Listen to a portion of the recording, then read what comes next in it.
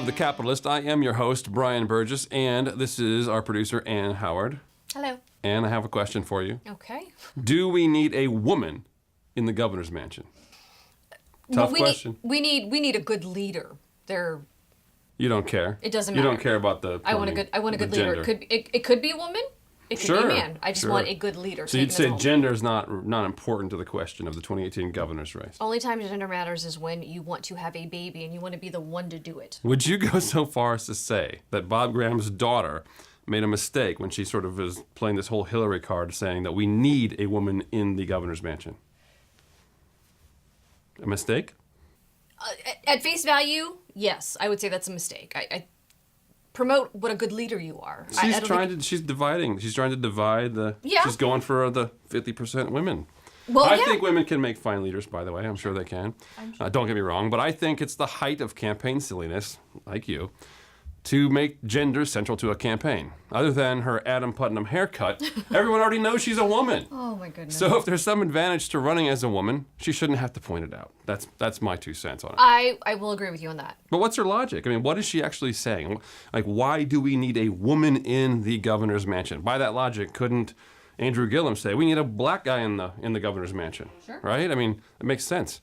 Why wouldn't Adam Putnam say we need a ginger in the governor's mansion? Is that wrong? My son could be governor then. Is that wrong? Well, a lot of people could be governor if that's the argument, right?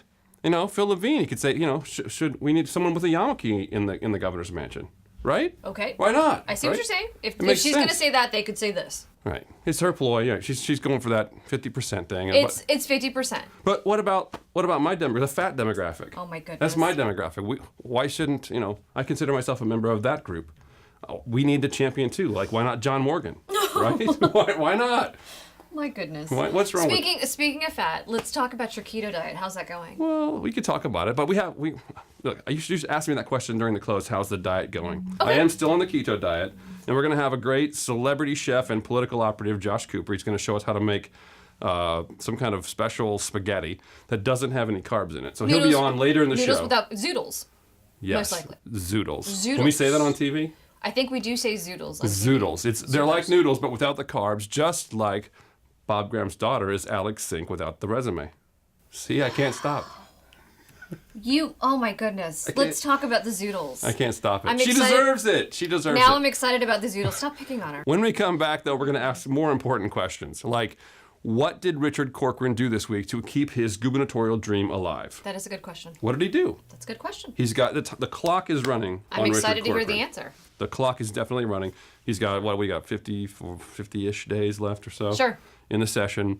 When he gets out of session, he's going to have to make a decision. And that announcement's going to have to come the day after session. Well, I don't know about that, but it's going to have to come quick, and he's got a lot of money. He's got to raise money if he's going to compete. Right. Got to. In the Monday mailbag this week, I made a wisecrack that this is sort of a wide open race, that it's like a cat sack fight, if you know what that is. I don't know what a cat sack. You put 3 cats in a sack and just see which one comes out. Who does that? I don't know. Oh, I've never heard the term because I would never think to do that. No one actually Wow. does it. It's a figure of speech. It's just funny. I don't think so.